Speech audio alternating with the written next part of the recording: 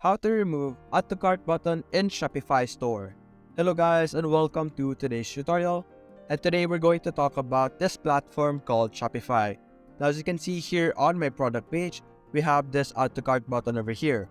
Now to remove this, we're going to go to our themes over here under online store. You're going to click on the three dots, then click on edit code.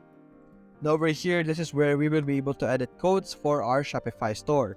You're simply going to search in the search file by, and you're going to click on the buy dash buttons over here. And over here, we're going to look for the line 13. Now on the line 13, make sure that it is saying block.shopify attributes, and you're simply going to click on enter, and you will be able to add another space over here. You're simply going to type in curly brackets, percentage, comment, and just like that. After that, we're going to scroll down to the bottom over here. Make sure that it is on the dash div over here. Make sure that it is above that. So we're going to enter on the top part, just like this.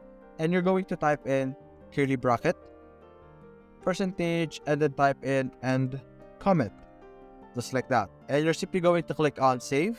After saving this, you're going to go to your product page once again, and you're going to refresh. And as you can see, we have removed the add to cart buttons over here. And that's it guys, hope you enjoyed the video. Thanks for watching.